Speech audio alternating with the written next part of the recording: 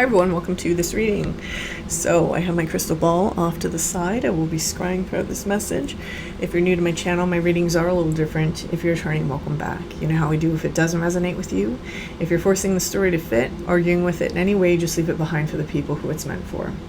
So I'm already tuned in. I did that before I started recording, and we have this deck here that I felt like I was supposed to pull from today. And it's funny, I've got like this weird mix of cards. We've got this deck along with the Halloween Tarot, and this deck, since I haven't used it before on this channel, it will be listed at the bottom of the list in the description box. Now, to stay in guidelines, I have to announce that I am an Amazon affiliate, and so any deck that you purchase through any of those links in the description box, if it's an Amazon link, a small portion of that purchase at no cost to you will go to this channel. It will go to support this channel.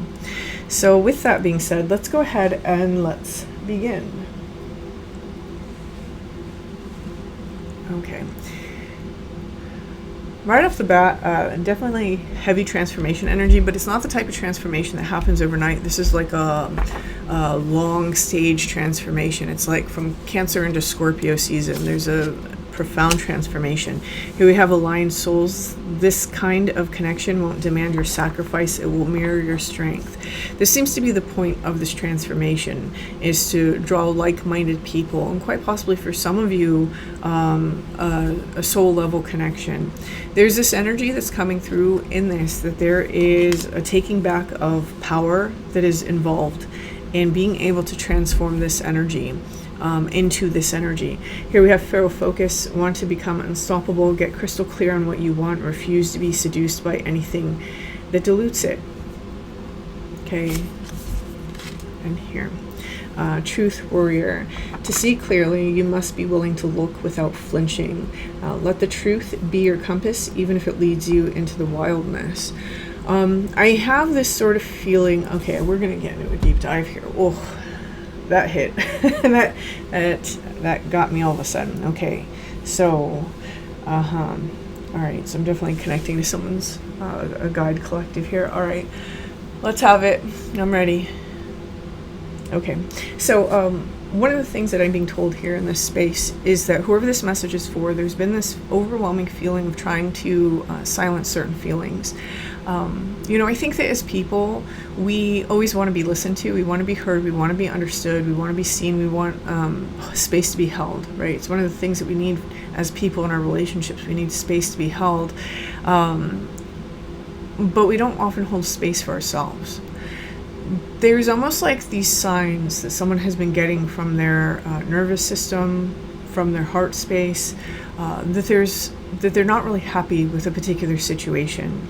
And maybe this is what we've been working on inside of our life, is attracting better people to us, changing certain patterns in terms of our interpersonal relationships.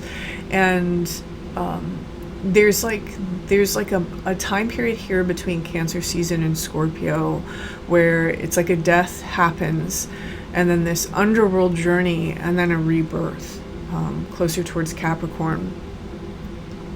And this whole thing is basically to expand the amount of space that someone is willing to occupy.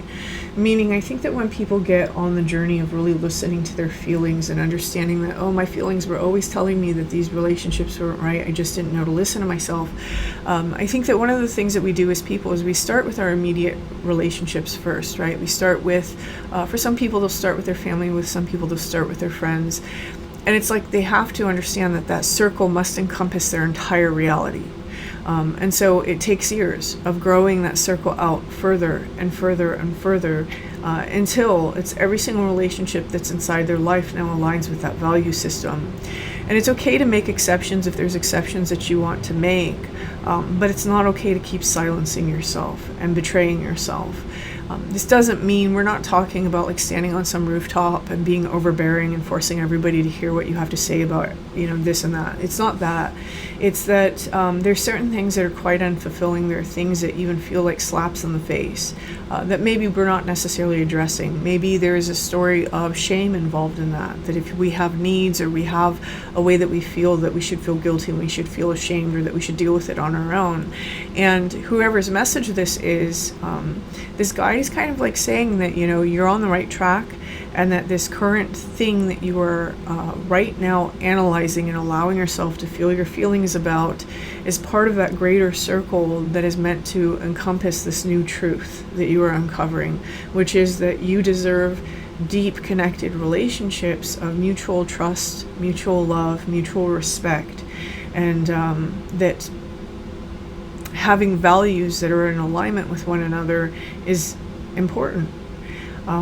When those values aren't met and our needs are not met, and we're surrounded by people who choose not to meet those needs or are unable to meet those needs, the strength of any relationship kind of fails and falters underneath that pressure.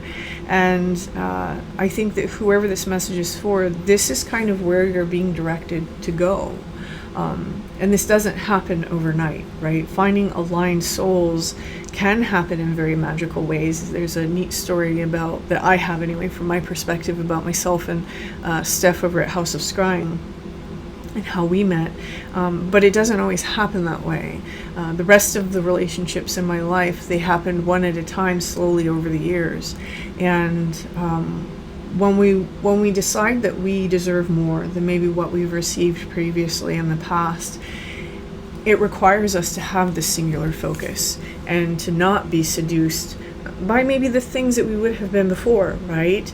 Maybe you were somebody who you fell into the trap of the love bombing, whether that came from potential partners or if it came from family members that just wanted to see you more. Maybe you fell into the trap of being guilted into something. Oh, I don't know what I'll do in my life if you're not there. Or, you know, being shamed about certain things. How could you distance from me? Or, you know, the different shames. When in reality, what you're actually doing, and be honest with yourself, right? I think that whoever this message is for, you are doing this. But some of you listening, maybe you're not doing this. What this message is meant to convey is that whoever this is for, what you're really doing is you're just standing up for yourself, and you're placing boundaries around your heart, so that your heart isn't broken. Boundaries around your heart are perfectly healthy. It's when we have walls that there's a problem. And I don't feel that whoever this message is for, that you have walls or that you have a fortress. It feels like you have boundaries. And you know, here on Earth plane, not everybody has your best interest, and not everybody's worried about your health and your safety and you being alive tomorrow. Not everybody cares about that. They're much more involved in their self-fulfilling drama, or they're more involved in their own agendas.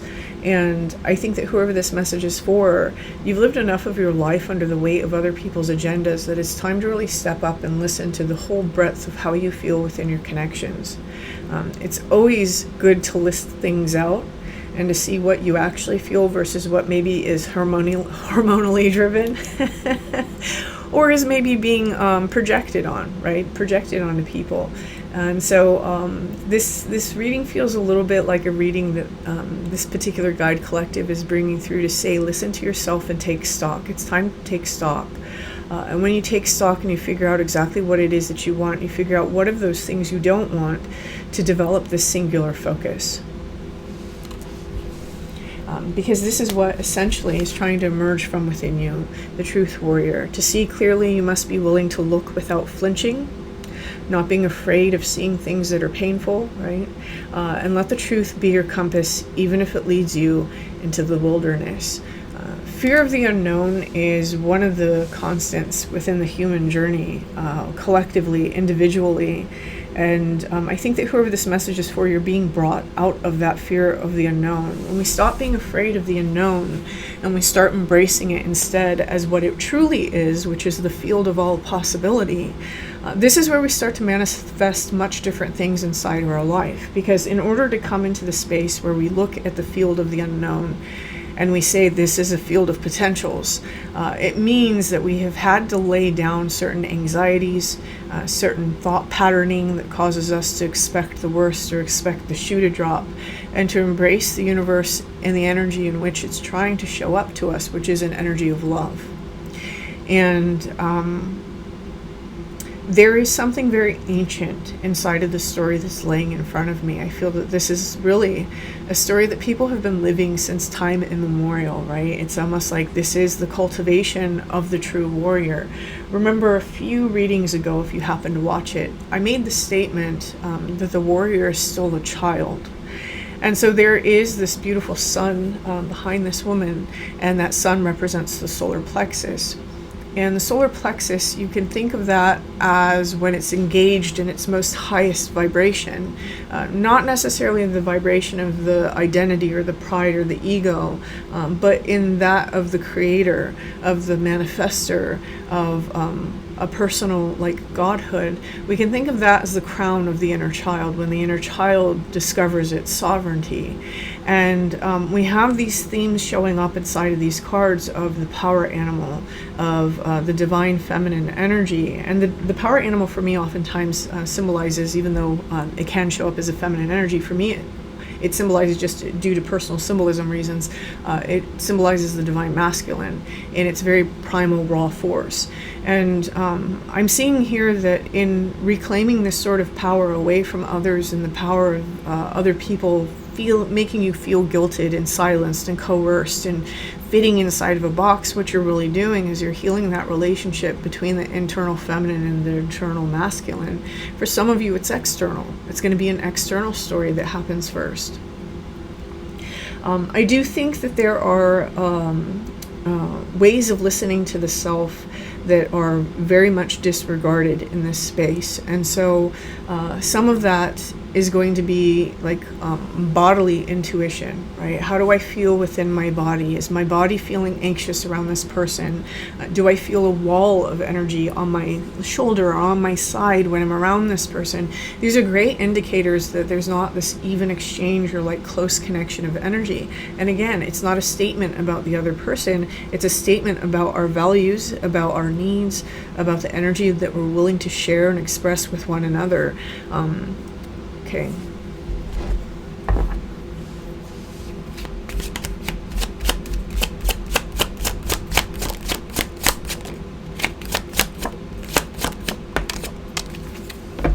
On the bottom of the deck, I'm being told to read first. This is someone's journey, again, the journey of the inner child. And this inner child here is holding fire. A child with a lot of fire. Oh, I once lived in a house that almost caught fire because of a child with fire. And it almost, yeah, oh my God. Hilarious story. I was actually just telling a friend about this the other day. The neighbor's kid became like a pyromaniac and set the back of their house on fire, which caught the tree on fire, which almost caught the house I was living in on fire. Almost caught the room I was sleeping in on fire. And so ever since then, every time I see this, I think of that kid. He's not a kid anymore. He's probably like in his 30s or 40s now. But yeah, pretty funny. So let's see, what is the first one? But leading into that, what I will say is that, you know, we have to make sure that that inner child has some stability before we go handing it our desires. Right? When we hand our desires, the fire element, to that inner child, especially if we're like operating in our lives from a childlike state, because we haven't gone through our healing journey to a certain point, then you know, what we do is we burn bridges before they're meant to be burned. We burn ourselves in trying to sustain certain bridges. We react from negative places rather than from a place of self-control and self-respect. And what we have here with what I was saying about the masculine and the feminine energies showing up on this table is that we kind of have the emergence of the internal parent system showing up in a healthy way. So this is what we do when we take our power back, when we start listening to ourselves, when we start remembering what our focus is and start taking steps towards that. We're actively engaging the internal, maternal, and paternal energies. Okay, here we have the High Priestess. The High Priestess is a beautiful energy for this because it's saying that someone is able to take a step back and assess. And that's really what this is, taking stock of things, right? being able to take stock of things to really discover what our intuition, what our body, and what the truth of our own sovereignty is trying to express to us about our interpersonal relationships. For some of you, I will say that maybe this isn't interpersonal for you. For some of you, this could even branch into just situational energies. But I do feel that for the majority of you, this is going to be interpersonal because of this kind of connection won't demand your sacrifice. It will mirror your strength. This is what we're going for. This is the kind of energy that we're going for. And it's funny that the Hermit turned over because there's actually a Virgo friend of mine who recently said something in our conversations about you treat people how we're constantly showing people how to treat us. We're constantly teaching people how to treat us. And I feel that someone may be doing that. May have removed your energy here from a particular individual in order to kind of say, hey, this behavior is not okay, right? If you're going to behave this way, I'm going to remove myself. So I think that's a really positive thing to do for ourselves. Other people may interpret it as punishment. It's not punishment, it's self-respect. So here with the Hermit, I'm seeing this transmutation and this alchemical process is happening first and foremost within the mind. If we look at this Hermit card, we have that pumpkin that's been dissected and its brain meats are floating around with arrows. And remember this card here, right? To see clearly, you must be willing to look without flinching. Let the truth be your compass, even if it leads you into the wilderness. I feel that this is part of what someone is starting to transform. It's like whatever situation is occurring right now, in order to truly remove ourselves from it or to transmute it, it requires us to be unwavering from facing the unknown. Also unwavering from facing painful truths. And I think that those are both the chemical ingredients that the Hermit is working with here. Okay, and then we have the Five of Bats. And this really does bring us into this Pharaoh focus. The Five of Bats want to become unstoppable, get crystal clear on what you want, and refuse to be seduced by anything that dilutes it. So the Five of Bats is not my favorite tarot card. I think that a lot of us who read tarot can agree with that. It's a very conflictual card, and it often leaves people hurt. The thing about it, though, is that one of the things that empaths, especially, because I do feel that whoever this message is for, you probably resonate as being an empath. One of the things that you have to learn as an empath is that you have to hurt people sometimes to stay healthy. Okay? And this is very, very hard. It's a very hard lesson for people who resonate as empaths and who tend to experience other people's emotions more than they allow themselves to experience their own, and who are constantly thinking about another person's perspective and what they must be going through. There is importance in being able to put that psychic energy back in the jack-o'-lantern, right? So taking that psychic energy back and catching yourself and training yourself that it's not your job to live other people's lives mentally and emotionally. It's your job to live yours. This is the thing that's missing for a lot of empaths in terms of building their own life and stability and security and the relationships that they want, is that they've never learned to take that psychic energy back into their body. And so if you find that that's you, a really easy way to do that I'm always telling the channel members on the other side is take 5 minutes early in the morning and or anytime that you catch yourself trying to live life through another person's lens, and just remind yourself, I pull my psychic energy back. I call my psychic energy back into my body, and try to visualize it if you can, right? Imagine it, try to visualize it. And after 5 minutes of that, you'll notice that you feel really centered and really grounded. This is very important because we have to live life inside of our body. We have to live our individual experience in order to create the lives that we want. We're not here to be amorphous beings. That's what the other side is about, right? Unless, of course, you've already mastered that. And if you've already mastered individuality and you've already mastered your life, then moving into those spaces of being more abstract and amorphous are perfectly fine. The problem is if you haven't mastered that and you're doing it, this becomes spiritual bypassing. And this is where we kind of refuse the responsibility that we have to be whole and healthy people who are able to function. So whoever's message this is, you're being asked to learn to live life from your own perspective and to make that your priority. I think that a lot of you have been doing that, which is why you are focusing on this energy, and which is why this sort of guide collective is coming through with this message at this time. And you do seem to be removing yourself or extricating yourself, or at least trying to assess certain situations.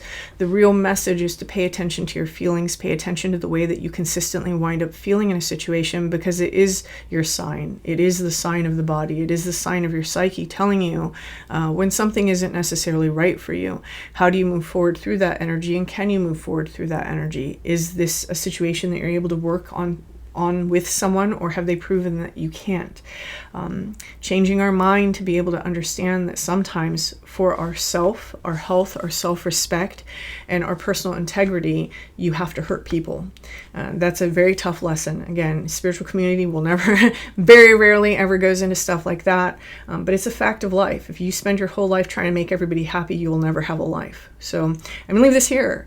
Whoever's message this is, I wish you the best of luck with this, and feel free to like this video, feel free to leave a comment, and until next time.